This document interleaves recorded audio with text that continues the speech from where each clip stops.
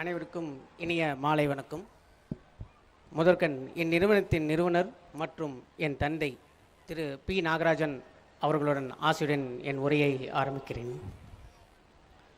நமது இந்த மகா உற்சவத்தின் பள்ளி விழாவிற்கு வருகை தந்த சிறப்பு விருந்தினர் திரு சக்திவேல் ஐயா அவர்களையும் வருக வருக என வரவேற்கிறேன். மற்றும் கண்மணி தனசேகரன் அவர்களையும் வருக வருக என வரவேற்கிறேன். இப்பள்ளியின் தாளாளர் திருமதி சந்திரகலா நாகராஜன் அவர்களையும், இப்பள்ளியின் பாண்டரங்குப்தா செயலாளர் எங்களது செயல் வீரர் அவர்களையும், இப்பள்ளியின் மாணவ மாணவியர்கள் மற்றும் ஆசிரியர்களுக்கும் அனைவரையும் இப்பள்ளியின் மகா உற்சவ விழாவிற்கு வருகை தந்ததற்கு நன்றியை தெரிவித்துக் கொள்கிறேன்.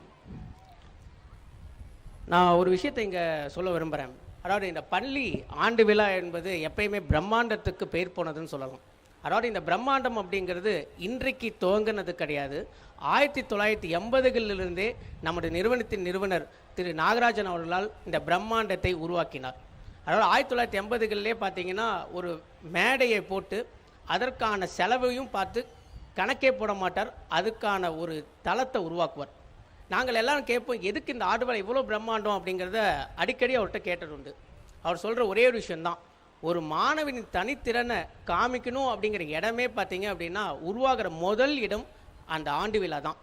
அந்த ஆண்டு விழாவில் தான் ஒரு தனக்கு இருக்கிற திறமையை தன் மேடையில் காமிக்கிறதுக்கான ஒரு விழா. ஸோ இந்த நிறுவனம் என்றைக்குமே சளைத்தது கிடையாது அந்த இடத்தை உருவாக்குறதுக்கு. அதே மாதிரி இந்த ஆண்டு விழாவில் அந்த மாணவரின் தனித்திறனை மட்டும் உருவாக்குறது கிடையாது, அந்த ஆசிரியர்கள் அனைவருடைய உழைப்பால் மட்டும்தான் ஒரு ஆண்டு விழா அப்படிங்கிறத உருவாக்க முடியும். ஒவ்வொருத்தருடைய தனித்துவத்தையும் அவருடைய மிகப்பெரிய ஆளுமை திறனையும் உருவாக்குற ஒரு இடம்தான் இந்த ஆண்டு விழா. ஸோ எப்பயுமே இந்த நிறுவனம் அந்த ஆண்டு விழாவுக்கு பெரிய முக்கியத்துவத்தையும் கொடுத்து கொண்டே இருக்கும். இனி வரும் காலங்களும் இதற்கான இடத்தை கொடுக்கும். அதுக்கப்புறம் பார்த்தீங்க அப்படின்னா நம்ம செயலாளர் பாண்டரங்குப்தா எப்பயுமே அவர் சொல்லுவார், ஏன் நல்ல விழா விஏபிஸை கூப்பிடுவார் அப்படின்னு நான் கேட்பேன். இல்லைடா, அதாவது ஒவ்வொருத்தரும் ஒவ்வொருத்தரை சாதித்ததை அவங்க காமிக்கணும், அப்போ தான் அவங்களுக்கான முன்னேற்றம் அப்படிம்பார். ஸோ ஒவ்வொருத்தரையும் அவர் எடுத்துக்கிற முயற்சி பார்த்தீங்கன்னா இந்த நிகழ்ச்சிக்கு எவ்வளோ முக்கியத்துவத்தை எடுத்துக்கிறாரோ அதை தாண்டி அதற்கான சிறப்பு விருந்தினரில் ரொம்ப முக்கியத்துவத்தை எடுத்துக்குவார். ஏன் அப்படின்னா அவரோட சாதனைகள், ஒவ்வொருத்தரோட சாதனைகள், அதாவது லாஸ்ட் டைம் பார்த்தீங்க அப்படின்னா நம்மளுடைய அடையார் ஆண்டவன் அவங்க வந்திருந்தாங்க. ஸோ ஒவ்வொரு இடத்துலையும் அவருடைய விருந்தினர்களை அவரை மிஞ்சி யாருமே யோசிக்க முடியாதுன்னே நான் சொல்லலாம். அதே மாதிரி பார்த்தீங்கன்னா ஒவ்வொரு விழாவிற்கும் இந்த சிவராமன் சார் அந்த மாதிரி விழாவாகட்டும் அப்படிங்கிறவங்களை எல்லாத்தையுமே சிறப்பு விருந்தினரால பார்ப்பாங்க. சேந்தமங்கலத்தில் அவர் வர்றதுக்காகவே பல பேர் வெளியூர்லேருந்து வந்து பார்த்துட்டு போவாங்க. அந்த மாதிரி ஒவ்வொரு இடத்தையும் ஆண்டு விழா அதே மாதிரி நிகழ்ச்சிகளில் ஒவ்வொருத்தரையும் அவர் கூர்ந்து கவனித்து அழைப்பதில் அவருக்கு நிகழ் வேறு யாருமே கிடையாது. ஸோ ஒரு ஆண்டு விழா அவை பிரம்மாண்டத்தையும் முக்கியத்துவத்தையும் அவரிடம் இருந்து தான் இந்த சேனவரில் ஒரு பெரிய புரட்சியே ஏற்பட்டது அப்படின்னு சொல்ல முடியும்.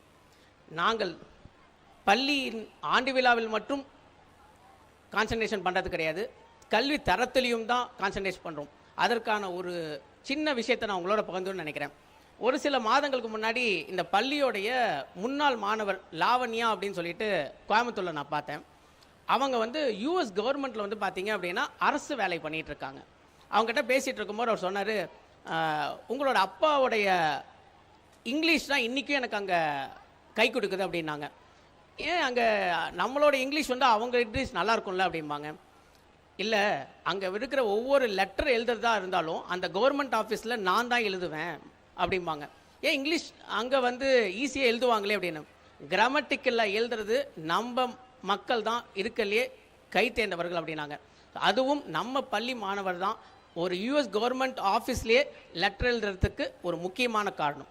ஸோ இந்த மாதிரி நம்ம கல்வி தரத்துலேயும் நம்ம முன்னோடி விளங்குற இந்த பள்ளி தான் யூஎஸ் கவர்மெண்ட்லேயும் போய் பேசுகிற அளவுக்கு நம்ம இருக்கிறோம். ஸோ சார் சொன்ன மாதிரி இனி வரும் காலங்களில் எஜுகேஷனல் ப்ளஸ் அப்படின்னு சொன்னார். இந்த எஜுகேஷனல் ப்ளஸில் கலை நிகழ்ச்சிகள் மட்டும் இல்லை, அதோடு சேர்ந்து ஃபினான்ஸ் அப்படிங்கிற ஒரு பாட்டியும் நாங்கள் கோத்ரூ பண்ணிட்டு இருக்கோம். அதாவது ஒரு ஃபினான்ஸ் அப்படிங்கிறது ஒவ்வொருத்தருக்கும் முக்கியமான தருணம். அதாவது ஒரு காலத்தில் யாராக இருந்தாலும் சரி, ஃபினான்ஸை ஹேண்டில் பண்ணுறவங்க தான் வாழ்க்கையில் முக்கியமாக வருவாங்க அப்படிங்கிறது எல்லாத்துக்குமே தெரிஞ்ச விஷயம். ஸோ அந்த ஃபினான்ஸை நாங்கள் 6th ஸ்டாண்டர்ட்லேருந்தே இன்ட்ரோ பண்ண போகிறோம். ஸோ இந்த எஜுகேஷன் ப்ளஸில் ஸோ இந்த ஸ்கூலில் இனி அடுத்த வரும் ஒவ்வொரு ஆண்டும் ஒரு பெரிய முன்னேற்றத்தை கொடுக்குற மாதிரி இருக்கும். இந்த உரையை முடித்துக்கொள்கிறேன். தேங்க்யூ. அழகான